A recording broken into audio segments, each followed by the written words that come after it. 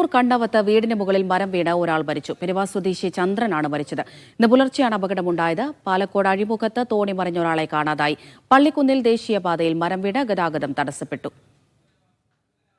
സുനിൽ ഐസക് കണ്ണൂരിലെ വിവരങ്ങൾ നൽകും. സുനിൽ, നിലവിലിപ്പോൾ കണ്ണൂർ ജില്ലയിൽ യെല്ലോ മുന്നറിയിപ്പാണ് നൽകിയിട്ടുള്ളത്.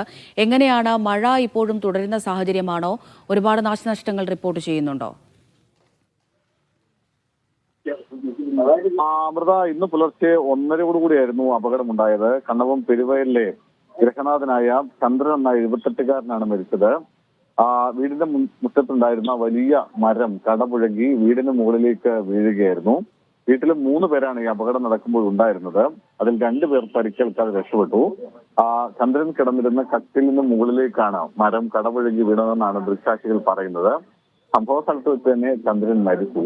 എന്തായാലും തൊട്ടു പിന്നാലെ ഫയർഫോഴ്സും നാട്ടുകാരും ഒക്കെ ചേർന്നാണ് ചന്ദ്രനെ മരം മുറിച്ചു മാറ്റി ഇവിടെ നിന്ന് പുറത്തെടുത്തത്. പക്ഷെ ആശുപത്രിയിൽ എത്തിയപ്പോഴേക്കും മരണം സ്ഥിരീകരിക്കുകയായിരുന്നു. മൃതദേഹം ഇപ്പോൾ തലശ്ശേരി ജനറൽ ആശുപത്രിയിലാണുള്ളത്. പോസ്റ്റ്മോർട്ടം നടപടികൾക്ക് ശേഷം അല്പസമയത്തിന് ശേഷം ബന്ധുക്കൾക്ക് വിട്ടു നൽകും. ഇതിനൊപ്പം കണ്ണൂർ പാലക്കോട് അഴിമുഖത്ത് തോണി മറിഞ്ഞ ഒരാളെ കാണാതായിട്ടുണ്ട്. പുഞ്ചക്കാട് സ്വദേശി അബ്രഹാമിനെയാണ് കാണാതായത്. മത്സ്യബന്ധനത്തിനായി പോയ ചെറുതോണി മറിഞ്ഞാണ് അപകടമുണ്ടായത്. ഇന്ന് രാത്രി 1 മണിയോടെയാണ് അപകടമുണ്ടായത്. ശക്തമായ കാറ്റിൽ തോണി മറിയുകയായിരുന്നു. അപ്പം എന്തായാലും ഇയാൾക്ക് വേണ്ടിയുള്ള തെരച്ചിൽ ഊർജിതമാക്കിയിട്ടുണ്ട്.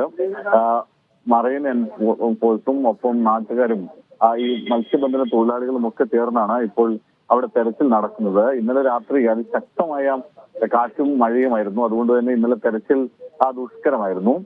എന്തായാലും മലയോരത്തിന്റെ വിവിധ ഭാഗങ്ങളിൽ ഇന്നലെ രാത്രി വീശിയടിച്ച ശക്തമായ ചുഴലിക്കാറ്റിൽ നിരവധി കൃഷി ഇടങ്ങളിലൊക്കെ നാശമുണ്ടായിട്ടുണ്ട്. ഏക്കർ കണക്കിന് കൃഷി നശിച്ചതായും വിവരമുണ്ട്. നിരവധി ഇടങ്ങളിൽ വീടുകൾക്കും മറ്റും ഭാഗികമായി കേടുപാടുകൾ സംഭവിക്കുന്ന സാഹചര്യവുമുണ്ടായി. ശരി, കണ്ണൂരിലെ വിവരങ്ങളാണ്